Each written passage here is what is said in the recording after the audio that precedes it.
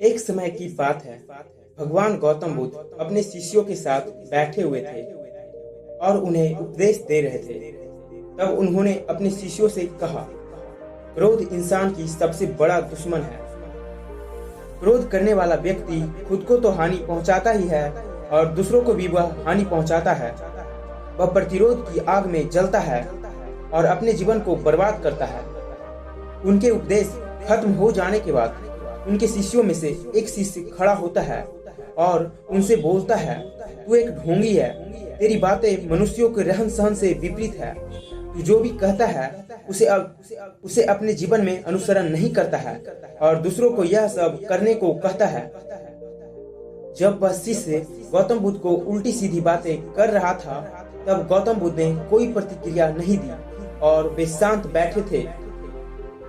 लेकिन ऐसे में वह व्यक्ति और भी ज्यादा गुस्सा हो गया और गुस्से में आकर उसने गौतम बुद्ध के मुंह पर थूक दिया।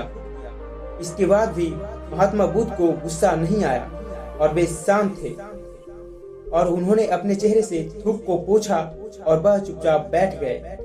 यह सब देखकर उस शिष्य को समझ में नहीं आया कि वह क्या करे। गुस्से में आकर वह उस जगह को छोड़कर चला गया और अगले दिन अपने घर पहुंचा। जैसे ही वह अपने घर पहुंचा, तब उसका दिमाग शांत हो चुका था। दिमाग के शांत होते ही उसे इस बात का एहसास हुआ कि उसने कितनी बड़ी गलती की है। उससे पाप हुआ है। वह खुद को मन ही मन कहने लगा, यह मैंने क्या कर दिया। मैंने महात्मा बुद्ध का अपमान किया है। ऐसा पाप मैं कैसे कर सकता हूँ।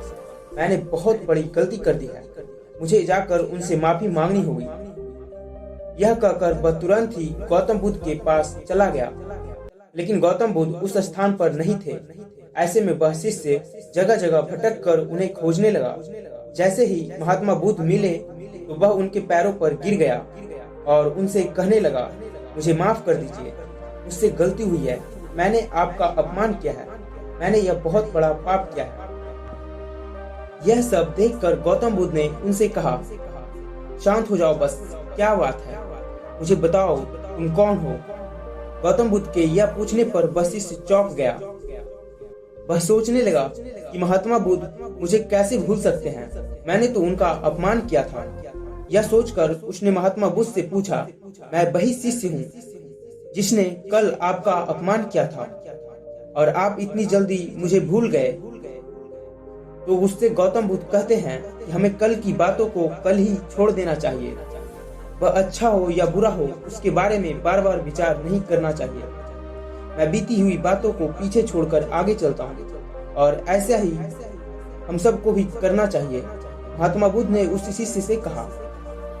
महात्मा बुद्ध की यह बातें सुनकर वह शिष्य और भी ज्यादा प्रभावित हुआ और उनसे बोला, मैं आज से आपकी हर बातों को मानूंगा।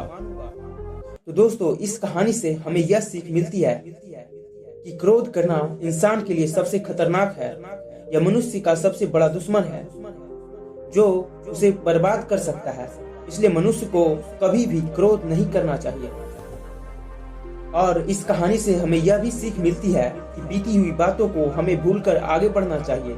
अगर कोई मनुष्य अपनी बीती हुई बातों पर ज्यादा ध्यान देता है तो उसका ध्यान पूरी तरह से भूतकाल में ही लगा होता है और वह इंसान कभी भी आगे बढ़ने की ओर विचार नहीं कर पाता है। इसलिए हमें पुरानी बातों को छोड़कर आगे बढ़ने की सोचना चाहिए।